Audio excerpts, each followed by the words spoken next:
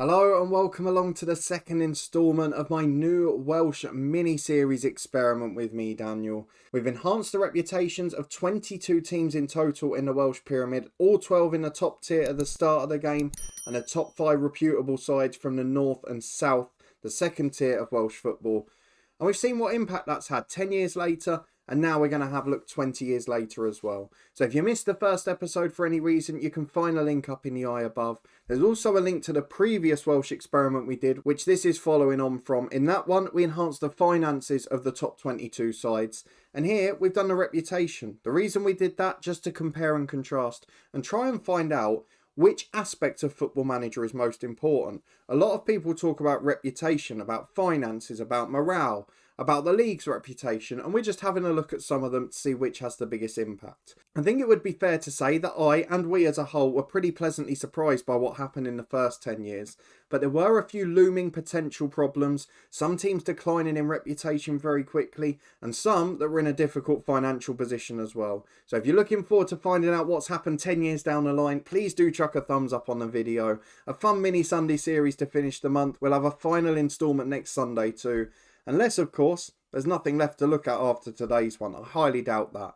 We've also got new episodes from our Welsh Build a Nation series with Bangor City every weekday at 3:30. There's a link to that in the eye above, and that will be back tomorrow. And thank you for your massive support with that one. And there's also a link to the Twitch channel up there too. We've got regular football watch-along live streams, including the odd one from Welsh Football 2. And there's plenty of other stuff over there as well, including Football Manager live streams. So please do give us a follow over there. But let's go and pick up where we left off with the Welsh Premier League. Hopefully, on the face of it, we're not going to see any disasters. And of course, the first thing that drew our eye when we looked last time was the fact that the league had a 3-star reputation and was flying up the European Coefficient League. Let's have a look at where it is now. TNS still the holders. They had a dodgy start, but they'd come strong towards the end of the first 10 years. Let's see what the last 10's been like, shall we? Over we go. Interesting indeed. Domination at the moment, but not throughout. Carmarthen had another spell. They won one title before TNS at the end of the first 10 years. They won another 3 in the middle of the 2030s. And it still looks like they've got some good players.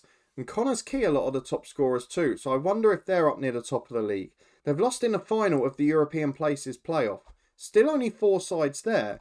But the Welsh Premier League is up to 21st place in the Reputation League. The Irish Premier League's right up there as well. Some massive growth there. They're up with the Championship. So we have got on 3-star the Welsh Premier League. The Irish Prem's above it. Then we've got the Championship.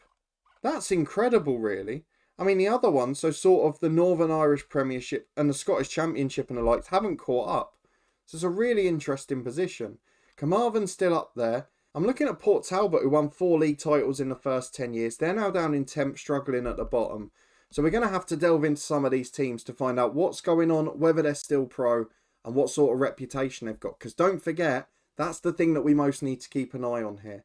So let's start with our Welsh champions, TNS. Wow, professional, 3.5-star reputation, secure finances. Their manager is very good. Their star player, whoa. Excellent striker, worth over £3 million, earning nearly £4,000 a week.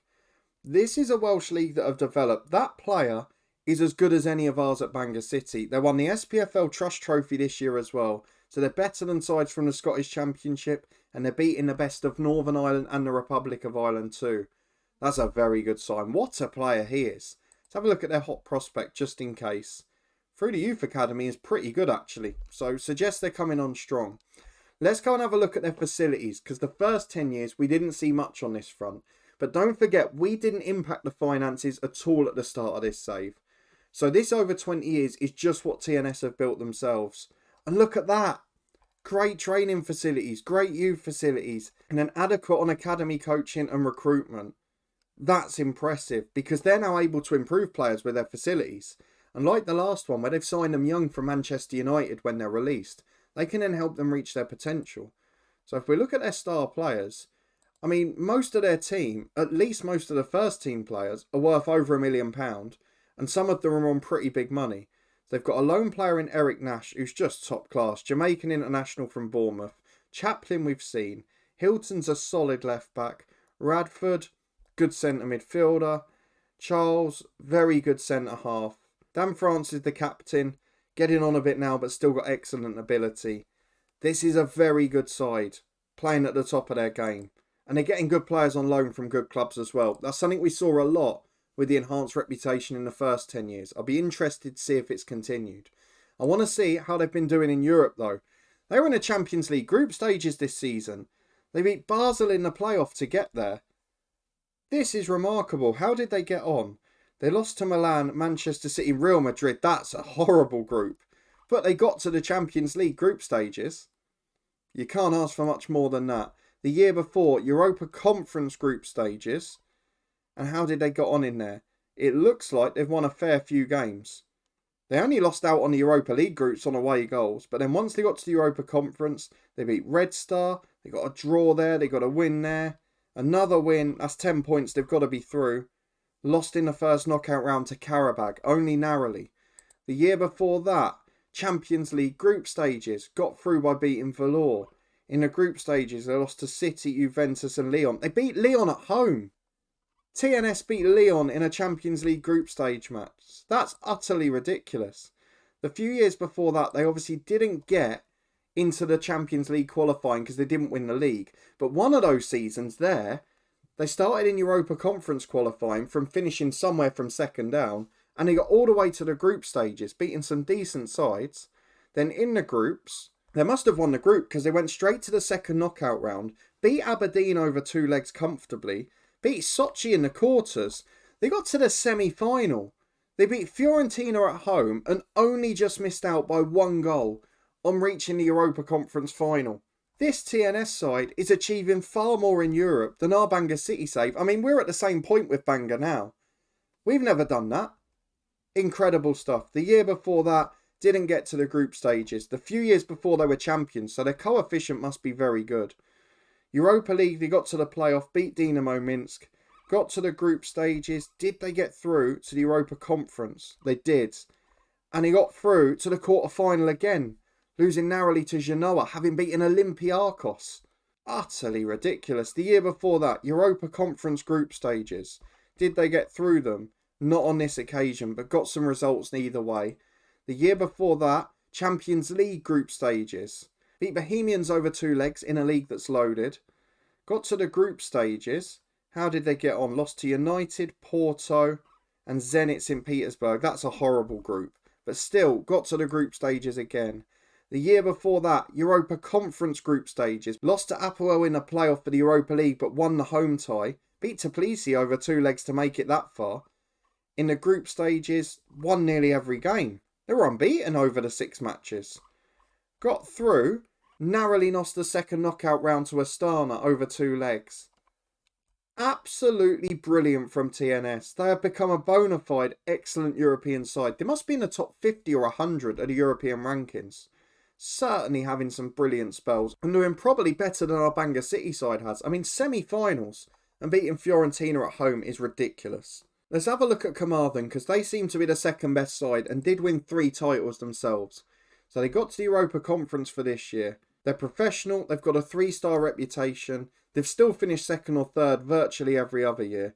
Their star player Christopher Erogi is a good central defender, Nigerian international. Their manager is so-so. The skipper, Joseph Fox, he was here last time, wasn't he? 10 years ago. He's a club legend and at 33 is still very good. James Williams, the vice-captain. Wow. Very good Welsh midfielder. Joined from Connors Quay a few years ago. Let's have a look at their squad. Few players worth $1 million. Not quite the same on the budget, but doing very well. Facilities, all up to at least adequate or better, bar the youth facilities. And if we have a look at the schedule, they got to the first knockout round of the Europa Conference this year. Beat Basel at home, but didn't sneak through. So that's a pretty good effort. And again, this is a Carmarthen side that started in the second qualifying round of the Europa Conference and beat everyone on their way. Probably because they had a pretty good coefficient. The year before they did go out in qualifying, as they did the year before that. The years before, they would have been in Champions League qualifying. So, lost on away goals in the playoff for the Europa Conference there. Year before, Europa League group stages. Beat Larn in the playoff from Northern Ireland, a league that's loaded. Beat Slavia Prague in the round before that. Beat Larne and Riga in the 2 before that as well. Incredible effort. In the group stages, drew with Slavia Prague, who they drawn with twice in the qualifying and won on away goals. They also got a win against Real Betis at home. Wow. What else have they done? Did they manage to get through to the conference? They didn't. Only the 4 points there. The year before that, Europa Conference group stages. How did they get on? They will have 1 there, point there. So they've got a few points on the board. They might have got through there. Not quite. Just 7 points in the end. Tough group that actually, with Olympiacos in it as well. Going back the year before that, unfortunately out in the qualifiers again. And before this, they wouldn't have been champions. So it would have been qualifying only, I'd have imagined. Though they did get to the playoff a fair few times. Let's look at a few of the other regulars up there. So Connors Quay, 3rd at the moment. This is probably their first good year back, actually. Lost in the playoffs early doors to Karabag. But still a very good side and got some of the top scorers in the league. So maybe one to look out for when it comes to the 3rd episode next weekend. Not the best players in the league, but certainly good. Let's have a look at Bangor City. Back down to semi-professional. Interesting. 2.5-star reputation in the Europa Conference this year. So let's just go back and see how they've got on. Have they reached the group stages at any point? Doesn't look like it. So actually, the league in terms of European performance overall is declining slightly. But in terms of TNS is looking very strong. Colwyn Bay. Now they're a side that the last couple of years have been up there regularly. So let's have a look at them. Are they professional still? No. Semi-pro. 2.5-star reputation. So, last time out, 3 years ago, out in the first qualifier. In the 10 years, no, they've not reached the group stages once or even got close. So, who have been the other side that have been regularly in Europe? Let's go and have a look to see what side it might have been. So, Prestatyn finished 4th twice. I wonder if they're a side that have been in there. Once, but only in early qualifying. This is a bit of a backward step from the first 10 years, I'd say. And what about Port Talbot? Actually, they've only had 2 poor seasons. Before that, they were up there. So maybe it's still been Port Talbot doing it. Last year, 3rd qualifier. Year before, out the first time. And in the middle of the decade, didn't get anywhere near the group stages again, though. So Port Talbot, back down to semi-pro, insecure finances. And I think this is what we're seeing as a bit of a pattern now. Lots of these clubs invested too soon and are now going a little bit backwards. Okay, a lot of them have upgraded their facilities slightly. But without that European success that some of the others have had, they're not able to maintain their professional status. And that's something that is going to be costly for the league and will start to cause it to go backwards. Or we'll just leave it ultimately as a 2-horse race at the top. I know Connors Quay are pro, but they've not got Europe. TNS and Carmarthen are running away with it. And the others not quite there to compete. It's gone backwards a little bit. I can't say I'm thrilled with this at the moment. Let's have a look at the transfers to see what the biggest ones have been each year. And are the other 2 clubs still going big? It looks like it. Oh wow, it is like it. So Carmarthen have sold a player, George Whitty, for £3 million to AEK. And he's a very good one at that as well. TNS though have been splashing the cash about. They're turning into our Bangor City side. £2.9 million for the American goalkeeper. They've then spent £1 million on a centre-half and centre midfielder there. 775 grand on Bob Campbell, a squad player. And 130 grand on a domestic transfer who looks like a superstar at this level. Previous year, TNS again, 4.3 million, 3.4 million. That one a domestic transfer. So TNS, it looks like, you can see here, are just buying Carmarthen's best players. And they're actually funding Carmarthen to stay professional. That's £6 million for 2 transfers. They've also spent 400 grand on a player from Llandudno. Another one a little bit higher up that went to Carmarthen for 550. So there are a lot of big money transfers from the other clubs in the league by TNS and Carmarthen. And that's actually funding a lot of those to stay afloat at the minute. So that's pretty impressive. Years before that, that's where we started to see a little bit of an increase. But that's before TNS were coming right back to the top. So they've probably started splashing the cash after their Champions League money. Because when you get to the group stages, that's 13-14 million quid. Funds you for a long time. Carmarthen before that, though, were spending 1.5 million on the player they later made a profit on. The years before that, it was a bit more of a selling culture. So probably not so many of the massive ones prior to that 5 years. Although TNS, when they were winning a title at the start of the decade, still spending hundreds of thousands on players every year and selling them for big money, even right from the start. And saying that, in 2033, Carmarthen sold their best player to TNS for £2.1 million. So TNS have become the big spenders. This is what they could have done in our Build a Nation if they'd come along with us. If they won those titles in the first few years when we were faltering, this is what they could have done. That's pretty remarkable. Let's go and have a look at the stadiums. Has anyone invested yet? No, not at this level. What about the North and South? It's only the Cambrian and Clydach one. It must be something that's planned in-game.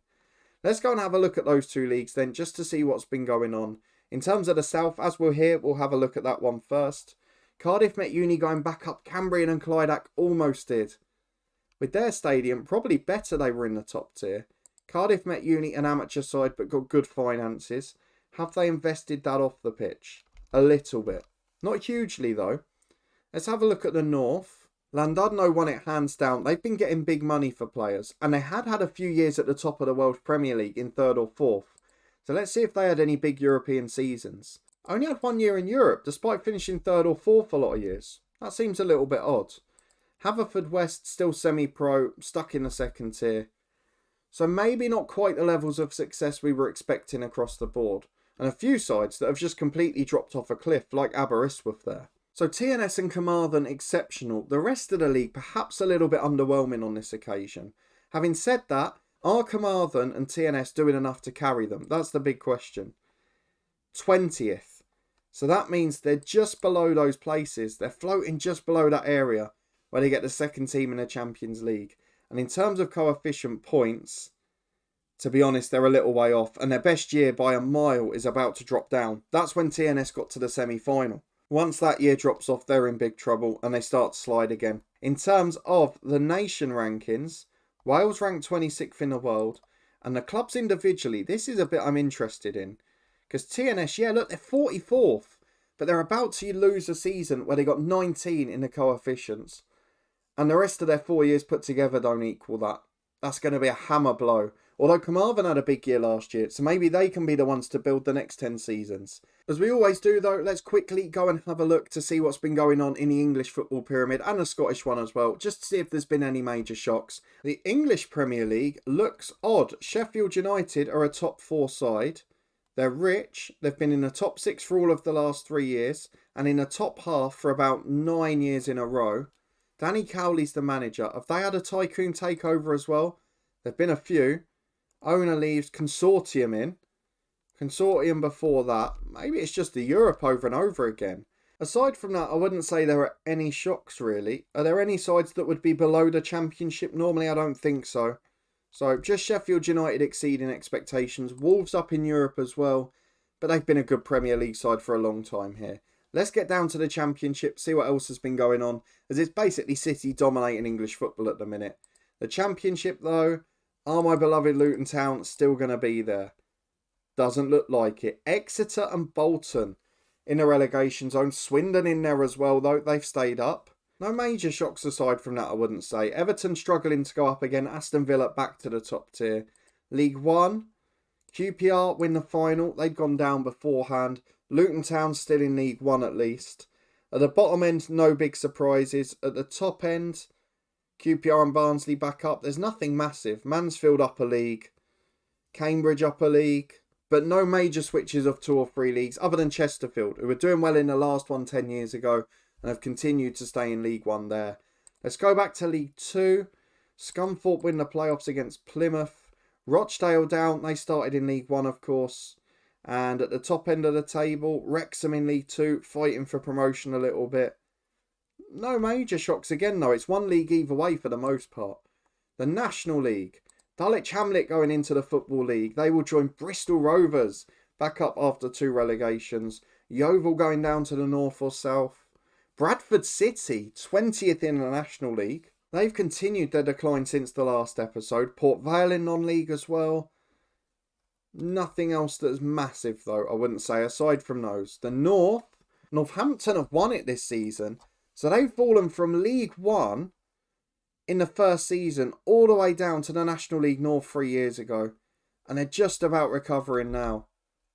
That's a fall from grace and a half. Morecambe falling out of the National League North entirely, up to League One in real life. In this one, yo-yo club between the National League and League Two for a number of years.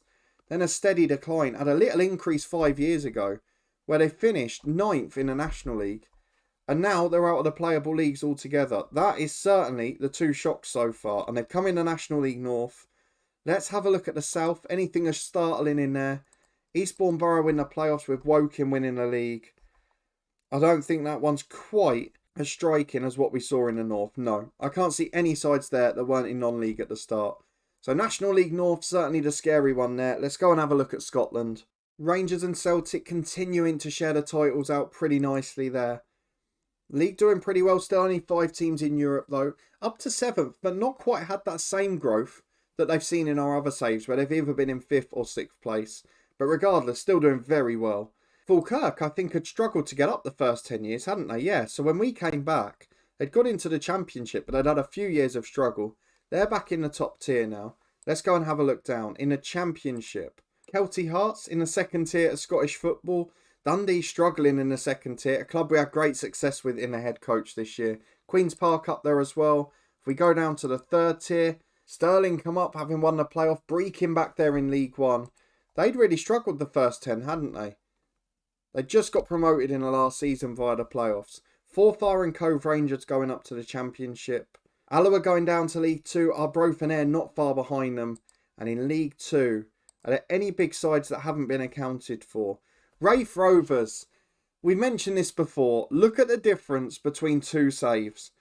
In our Bangor City Builder Nation, Raith have become one of the driving forces of Scottish and European football. They're a regular Champions League team and are split in the Old Firm half the years. In the head coach, they were average. They stuck between the Scottish Championship and League One and yo-yo between the two. Here, they're mid-table in Scottish League 2 and they've been on a gradual decline for the best part of 15 years. That is the difference between 3 alternate universes in FM. So that's the Scottish leagues. A pretty interesting look back, I would say.